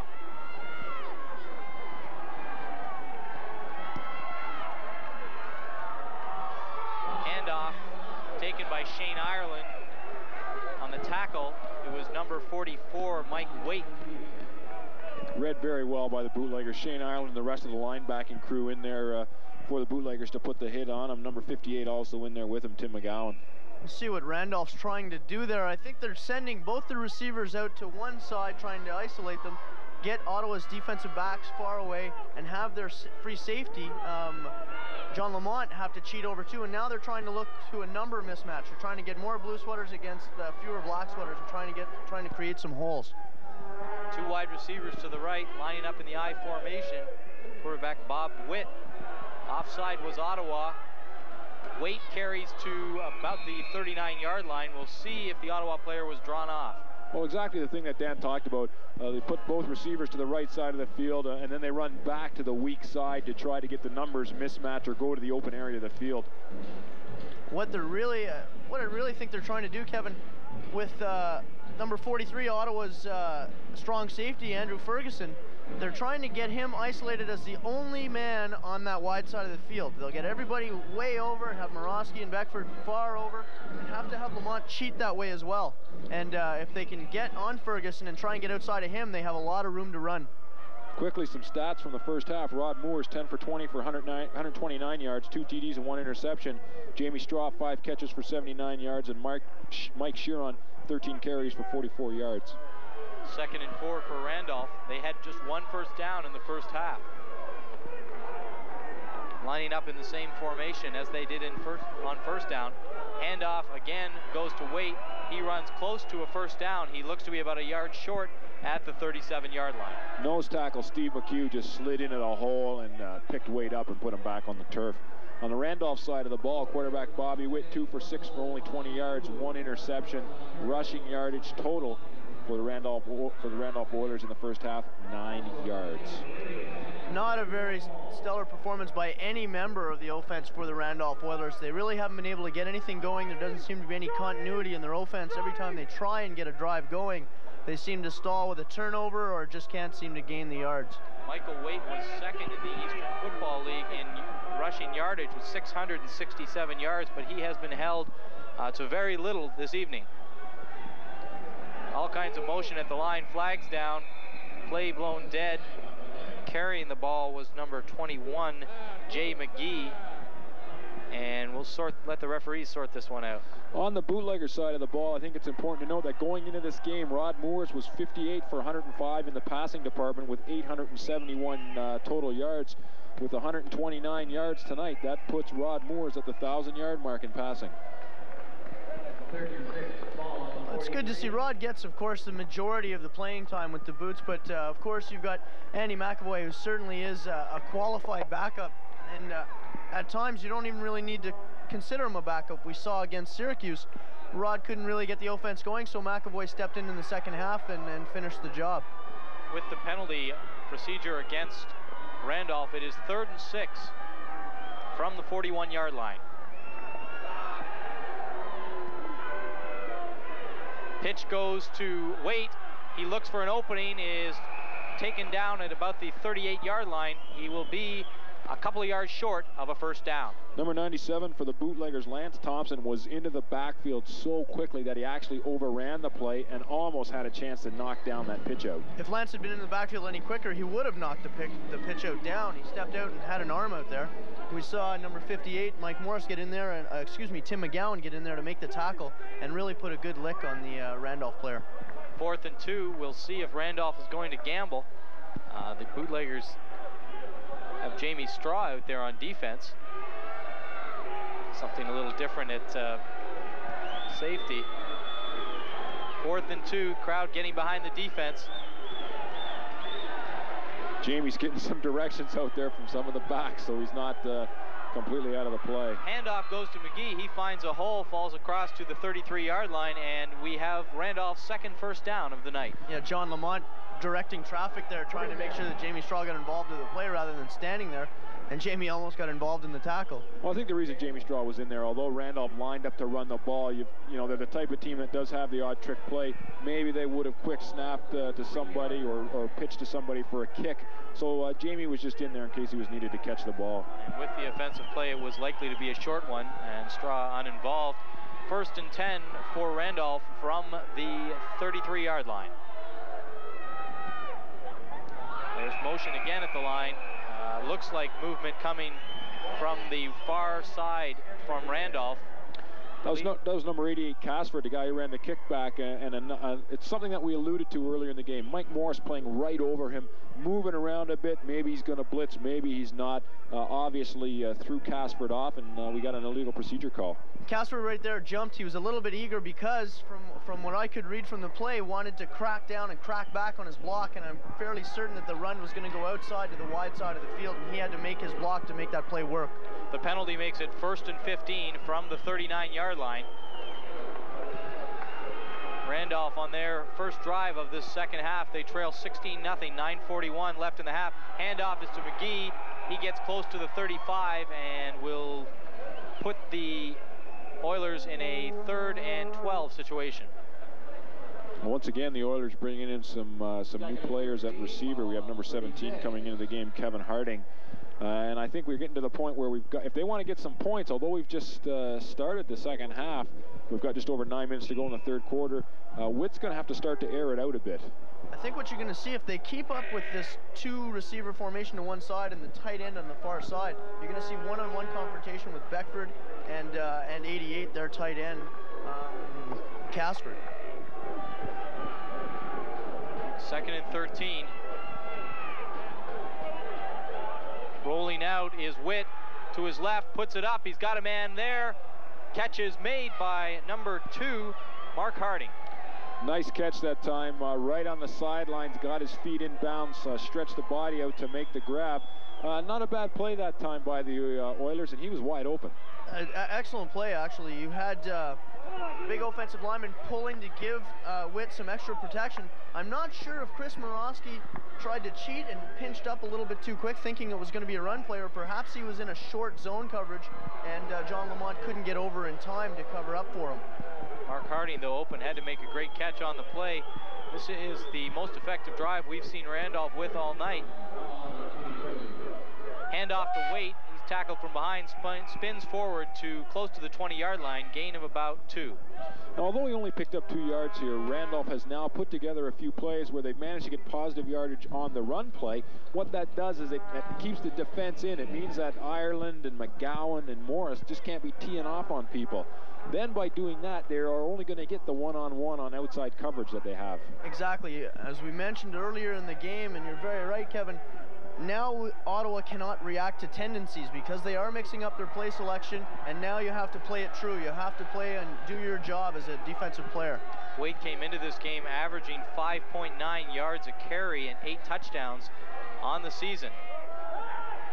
Pass here is fake handoff. It's complete, knocked away, and arguing Ricky Witt, who caught the ball at about the 2-yard line, is saying he had possession Tough call for the officials. Well, an excellent fake that time by Bob Witt. Good ball movement by the quarterback. Drew everybody inside with a fake handoff. Threw a nice pass, although the big hit there by two defenders. He should have made the catch for the touchdown. Here we've got a replay. You'll watch Chris Morosky man-to-man. That's a catch, and John Lamont simply knocks it away with the big hit on him. That was actually a reception, and Lamont stripped it from him on the big hit. Our replay showing indeed it did look like Ricky Witt had the ball for amount of time possession needed for completion, and regardless, it is now a 3rd and 8 situation for the Oilers. Great hit from Lamont though. Passing is Witt. He looks, puts it up for the corner. Knocks away by number 22, Mark Morosky. Nice play that time by Morosky as he came up with the catch. I think it's Chris Morosky, who maybe has a brother, Mark. We don't know. Going that time for number 0, Mark Shea. Again, not a bad pass that time by Witt. Certainly the potential for that ball to be caught. Morosky, though, equal to the task. Got a replay, man-to-man coverage. You'll see Chris is an excellent man-to-man coverage. He read it perfectly, got the proper hand to knock it away while still having the other hand around the receiver to bring him down. Morosky's a former Ottawa U player as well as a Sooner. Had some excellent years as an Ottawa Sooner as a defensive back and as a return specialist. He and Straw actually played together. You see just how well he plays a man-to-man, and unfortunately with Tim Yee out of the lineup, who is an excellent man-to-man coverage type player as well, Beckford's having to step in, and he's doing a pretty good job, actually. Something I don't understand here is that now Randolph has got the ball with a 4th down. Prior to the beginning of the second half, number 7 for the Oilers, Ray Almeida, was out practicing some field goals, and he was knocking them through from about 30 yards. I know they're down 16-0, but we've got 7 minutes left in the 3rd quarter, plus the 4th quarter. Randolph doesn't necessarily need a touchdown here. What they need is points. That's definitely it. They have to get some points on the scoreboard and build themselves a comeback. When you've only had 3 first downs through 2.5 quarters, you'd have to be thinking points, but the Oilers are going to gamble. On 4th and 8. Witt looks to pass, throws, intended for Harding, tipped, intercepted. It is John Lamont who will run the ball out to the 15-yard line before he's knocked out of bounds, and the Bootleggers stop the only drive we've seen from Randolph tonight. Some pushing and shoving out at the 20-yard line there between number 99 Steve McHugh and one of the Oilers. No flags down. Great play by the defensive secondary for the Bootleggers. Perfect execution of a tip drill. Lamont, after the ball went up in the air, had the awareness to locate it, and he got a good return out of it. You said it exactly, Kevin. You've got, from your day as a midget football player to high school, college, you'll do the tip drill as a defensive back every day in practice. We'll see it here on the replay. He rolls out, turns it back across the field, and you'll see Beckford gets up and tips it, and then John Lamont just waits for it. He goes up and catches the ball at its highest point, which is really important. If you wait for it to come down, someone else is going to take it away from you. Bootleggers scrimmaging from the 16. Handoff back to the line of scrimmage is Mike Sheeran. Stacked up that time by number 53, Arthur Cohen. The play a bit slow in developing. Mike headed toward the line and sort of had to shift to look for an opening, and Cohen was right in there to put the hit on him. There we see the Bootlegger defense on the bench. And the Bootlegger mascot on the sidelines. It's important. You need guys like that. 2nd and 11. 6 minutes remaining in the 3rd quarter. Moore's passing. Looks over the middle for Bino. Hits him at about the 35. He's out to just about the 35-yard line. Hit him at about the 30. And that will be another Ottawa first down. Nice catch that time by Brian Bino. Great pass, but more importantly was the pattern. Again, we said that they were letting them get those catches in front of the defenders. As we see Moores drops back, fires a rope on the middle, and Brian catches it in front of the defender and gets into the seam for a few more yards.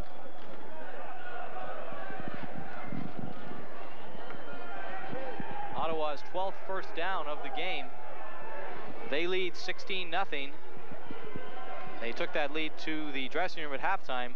We are approaching the 5-minute mark here of the 3rd quarter. Pitch goes to Sheeran. He runs off tackle. approaching midfield. He is out to about the 43-yard line. Well, Mike's a little disappointed, although he got the good yardage on the gain there. This happened once in the first half. As he was going to make another cut, he slipped and his feet came out from under him. Good block that time by Dormy Roberson, number 33. He threw a kick-out block on the outside linebacker who was trying to come up and seal the play off and not let it go for a gain. Roberson knocked him out and gave Sheeran a lane to get a few extra yards. Even though it has not rained within the past 24 hours, the amount of rain we have had in Ottawa this month, not surprising, the field is still a little slippery. Gain of 8, it is 2nd and 2. Straw in motion to the left. Looks to be some offside, and flags go down. Play stacked up. That's just going to be a free one for the Bootleggers. The Randolph Oilers probably trying to show a bit of blitz there, anticipate the snap count, and it just didn't work. Roberson was the ball carrier. We'll see the official signal. It is offside Randolph, and that should be another Bootlegger first down. Bootleggers are putting together some pretty impressive stats here. We've got 12 first downs through with 4 minutes left in the third quarter. They're actually really putting together a good, solid game. We've seen in a few past games they haven't been able to put together stats, and they've stalled after the third quarter or perhaps even the first half. But they seem to be playing a complete game here. Bootleggers rising to the challenge. Randolph, despite the 16-0 score, is noticeably the most challenging opponent the Ottawa Bootleggers have faced this season. 1st and 10 from the 47. Moore's looking to his left. He's got pressure. He's going to roll to his right now towards the sidelines. He's got a block, and he's taken down from behind by number 73, Bill Turner, but he will be close to another first down. I thought Rod was going to run out of bounds there as he got near the sideline. We tried to get a few extra yards out of it, and he went up there, and Turner grabbed him by the shoulder pads and put him down on the turf. You see Rod here backs up. He looks for Mike Sheeran at first, and Mike seemed to be open. Now he'll turn it upfield, across the line of scrimmage now, and gets pulled down by Turner. Good pursuit by Turner. He's a big man and managed to catch him. Down on the sideline, Andy McAvoy getting a few warm-ups in. If the Bootleggers score here, we'll probably see him at some point during the game. Ball is placed just outside the 40-yard line of the Randolph Oilers. Moores with Straw in motion going to his left.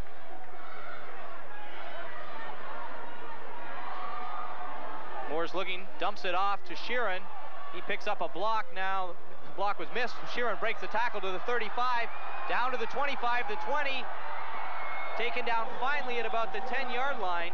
Was a good piece of running by Mike Sheeran. Flag on the play, though. The officials already signaled holding against the Bootleggers. It's too bad. It was a great game by Mike Sheeran. I think you saw Randolph's middle linebacker come up on a blitz through there, and I don't think the Boots' offensive line could handle him, and somebody had to hang on so he wouldn't get to Morris. It's too bad. A good piece of running by Sheeran. A lot of it he did on his own. The block he looked to pick up was missed, and he still managed to break the tackle. Because Mike is so very strong, and his legs are the majority of his strength, of course, you don't arm tackle Mike Sheeran. If you have to get a shoulder on him, and you have to bring him down, wrap him up, quite often it takes two players. So Ottawa will be in a 1st and 20 situation following the hold from just their side of midfield.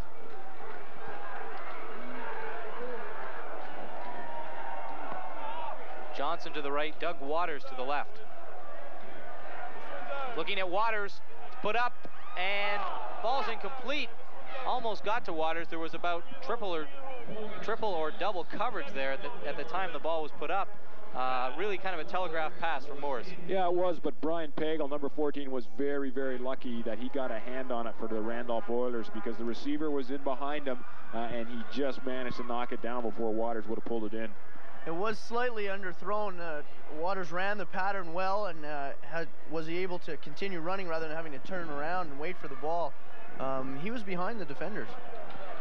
Jamie Straw comes back into the game on the left side at wide receiver. Johnson remains in on the right.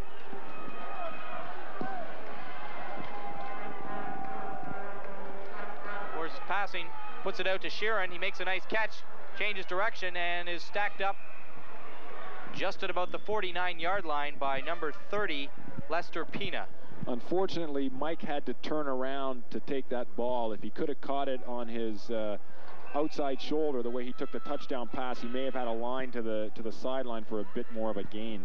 Mike tried to reverse field and come back against the grain there, and you saw Pina, number 30, the outside linebacker, and Pagel, the corner, number 14.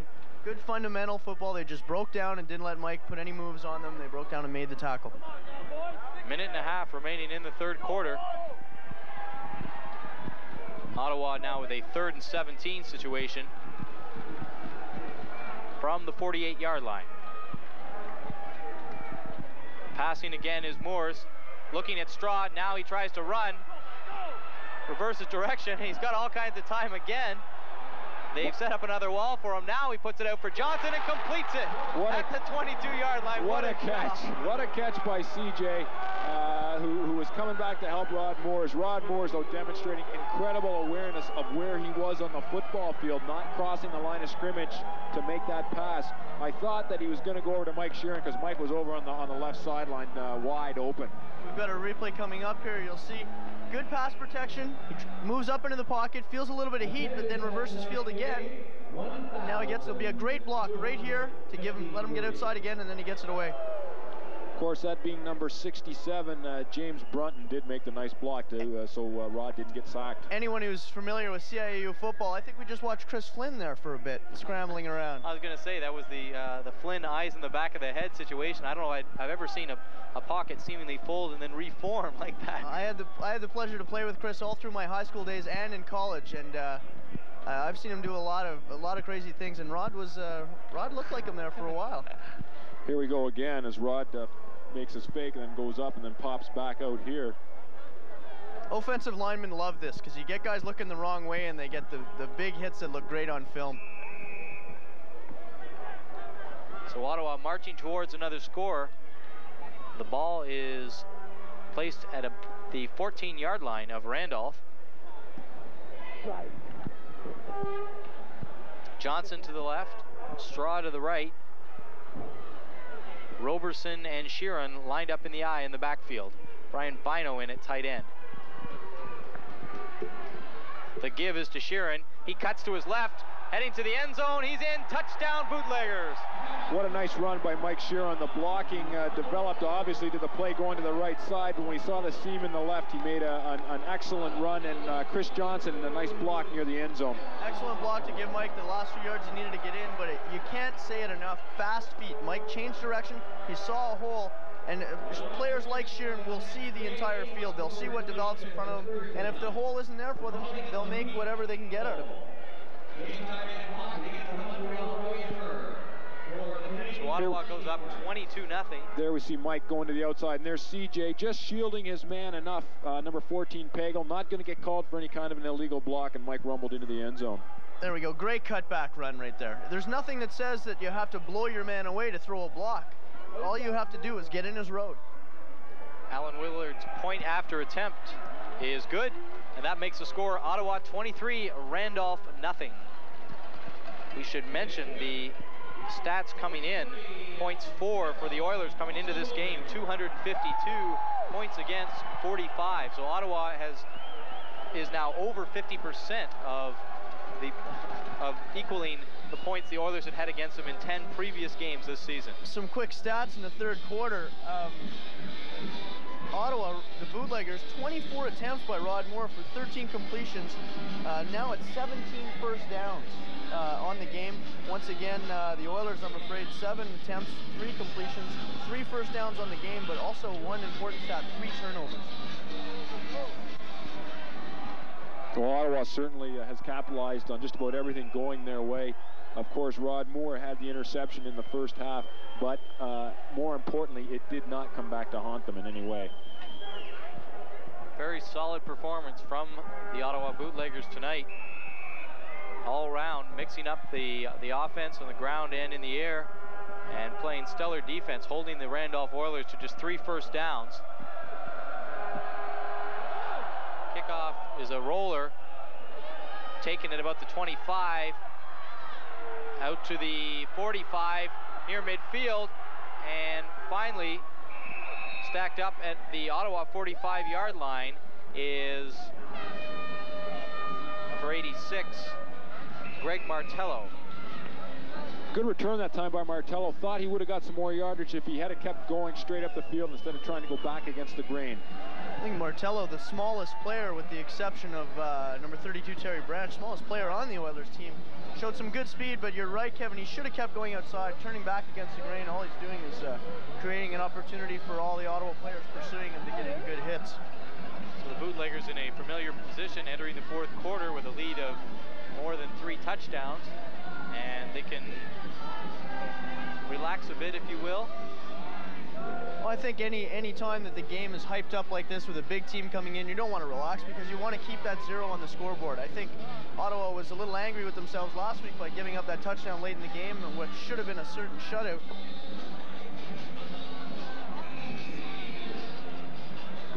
We're going to take a break right now and be right back with the fourth quarter right after this.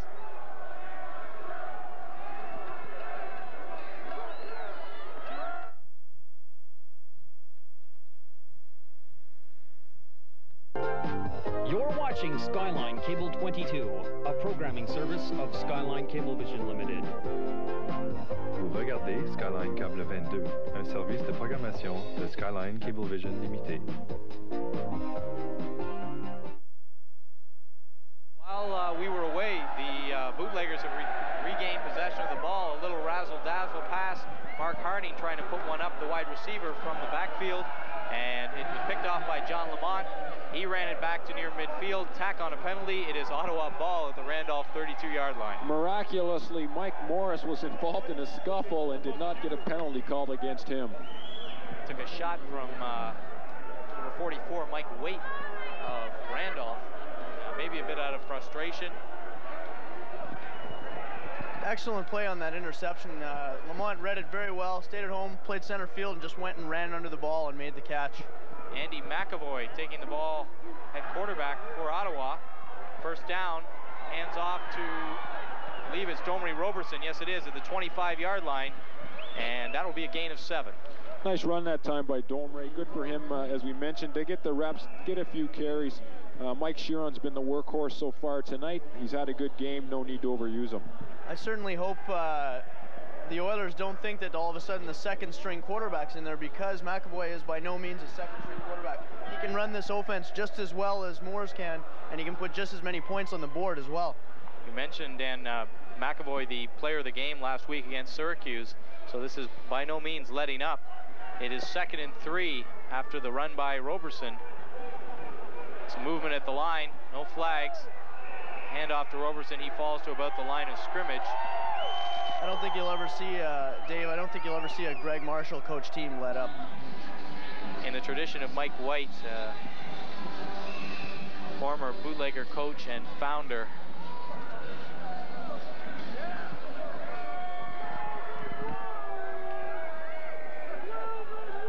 .52 remaining in the game. 3rd down and 3, no gain on that play, and no flags.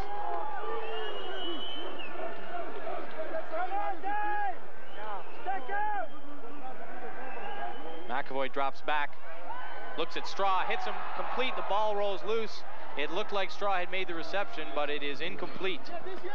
Good try that time by Jamie Straw. Andy drilled it in a little low, but probably in one of the only spots that he could put it in order to avoid the interception. And as you mentioned, Dave, he does have a shotgun for an arm and is certainly capable at quarterbacking this team.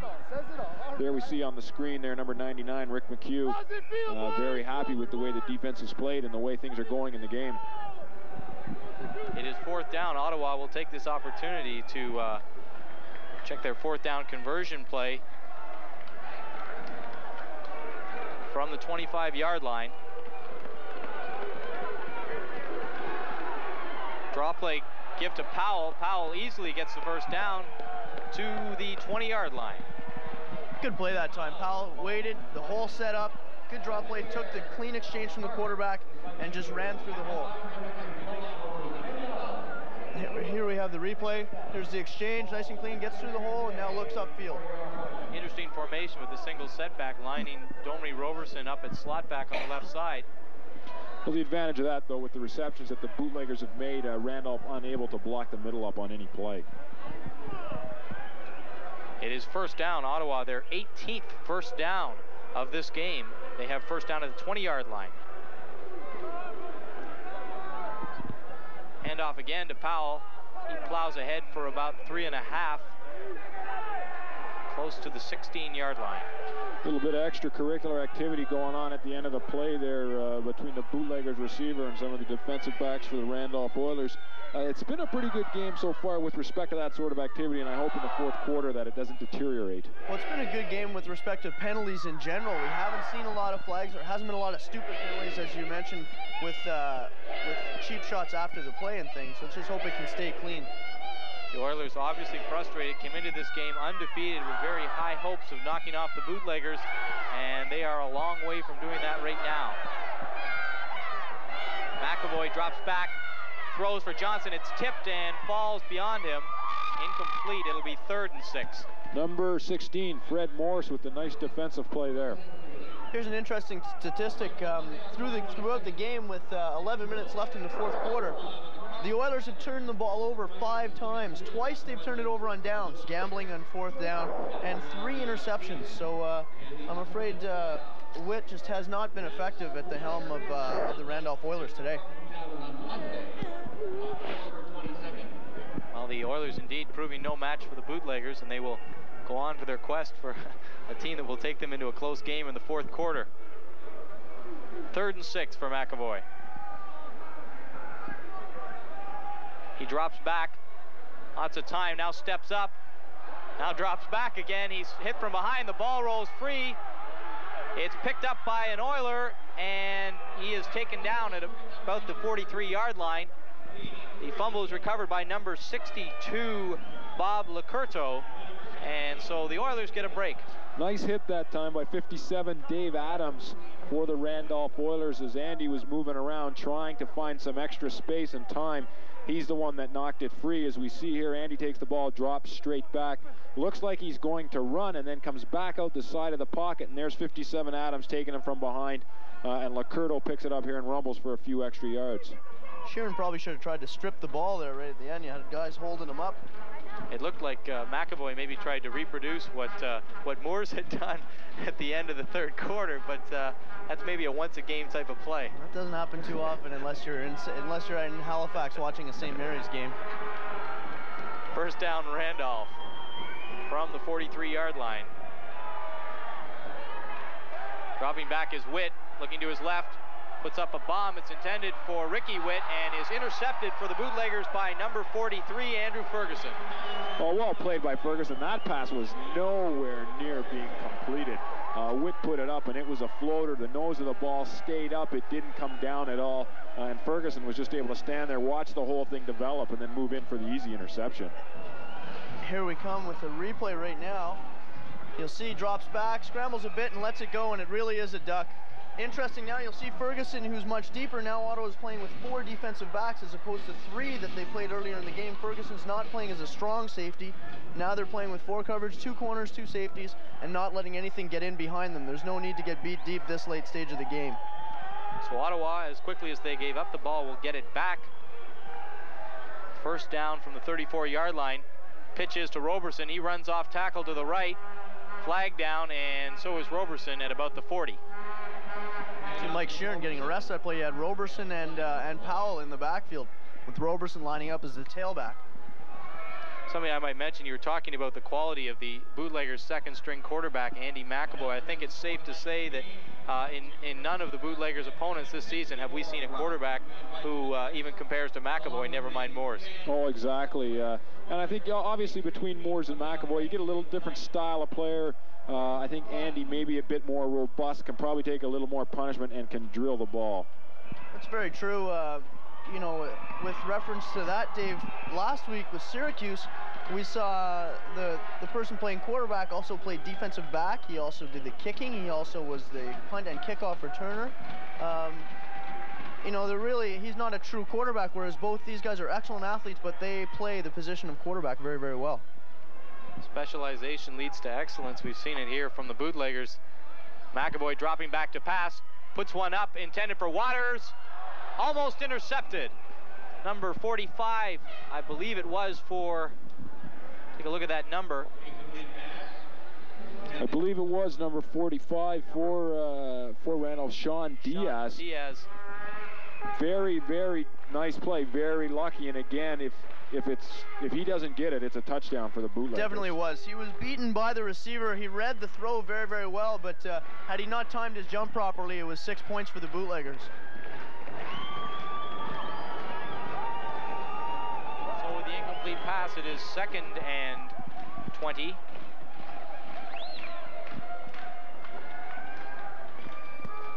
McAvoy drops straight back. He's got some pressure. Dumps it off on a screen for Roberson. He's hit, and the ball drops. There is no completion, and so number 57 for Randolph, Dave Adams, will stop short of the end zone and return the ball.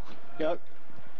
Sorry, Dan, this one is good, or lucky for the Bootleggers that it did drop as an incompletion, because that screen was going nowhere. Randolph had it all read, and there was a lot of guys ready to put Domery down. Doug Waters came back to the huddle just shaking his head. The corner, number 14, Pagel, fell in the back pedal, and Waters had no one anywhere near him. He was running a post pattern. It's too bad that McAvoy couldn't have seen him on that streak.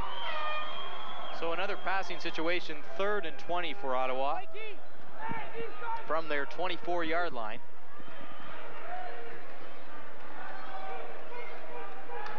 Waters to the right. Draw play given to Sheeran. He runs around the corner to the left, stops and falls at about the 30-yard line, the 29, and it will set up a punting situation for the Bootleggers. Now Mike headed on a nice run, again slipping when he went to make another cut to move up the field for some more yardage. Now we see Mark Titley on the punt for the Bootleggers, only the 2nd time in the game. Second punt in the game for Mark, and he got no work actually last week against Syracuse. So as Greg Marshall alluded to earlier this week, he was interviewed on television. The kickers actually, Titley and Willard, don't work out with the team usually. They work out on their own, and I hope they've been doing some work, because they're not getting a lot of game action, that's for sure. Kevin Harding back for Randolph, along with number 2, Mark Harding. Good kick from Titley.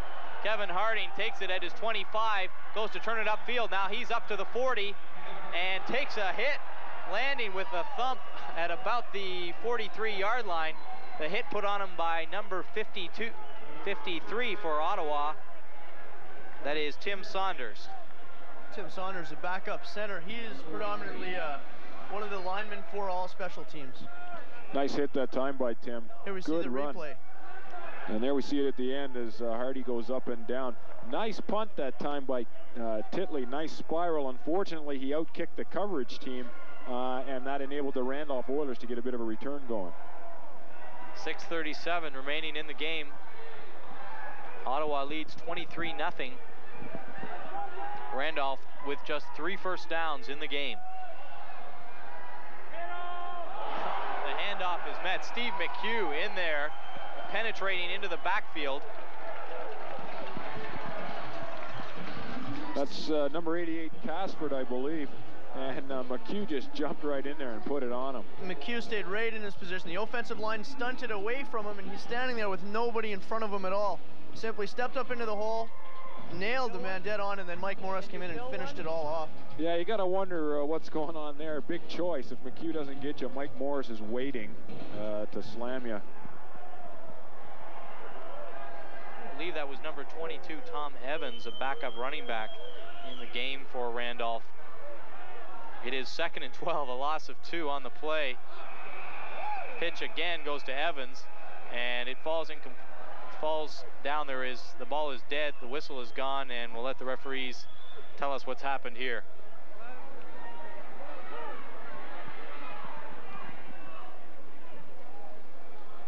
We're trying to sort it out. There's been no indication. Fair amount of confusion going on in the field. Well, again, even if that play had developed, Mike Morris, number 55, had just zoomed right in, and he put a hit on, even though the play didn't go anywhere, and it was already flagged down. This core of bootlegger linebackers sharing their 3rd season together. I know there's been some talk about what will happen when they are gone, and especially if, as some have predicted, they might retire as a group. certainly would create a void, losing all of those guys, never mind one. I don't think you have to worry that much. You've got guys like Maurice Lepage, number 40, who throughout last year and this year has played as pretty much the 5th linebacker. He's been in on special situations when they need another linebacker. He's substituted with each and every one of them at every position, and there are other backups in the lineup that can come in. They might not be able to fill a spot right away, but guys like Morris, he'll be able to step in and play right away without a doubt. Penalty was against Ottawa. We didn't get the indication. It is first down for Randolph at the Ottawa 49-yard line. Dropping back is Witt. He puts it up, and it is knocked away, intended for number 86, Greg Martello. Rob Laflamme in position there, almost to pick that one off. We said it so far in the game. Witt had some not too bad statistics from the Eastern Football League, but he certainly hasn't looked up to playing the ability tonight. Hasn't really shown anything, I'm afraid. Laflamme, actually, I have to think, would have picked that off had he gone up to catch the ball at its highest point. Instead, he waited to catch it down in the breadbasket. If he had gone up and caught it at the highest point and outreached the receiver, I think he might have come away with an interception. Those statistics make you wonder what kind of stats Rod Moores could run up in the Eastern Football League. I don't even want to think about it. 2nd and 10 for Randolph from the 49. Passing again is Witt. He throws incomplete, intended for number 44, Mike Waite. And some more pushing and shoving going on. It will bring up a 3rd and 10 situation for the Oilers. Well, that was going to be a screen play, or a screen pass for the Randolph Oilers. Witt, as it was trying to set up, looked up and saw the 3 defensive linemen just coming in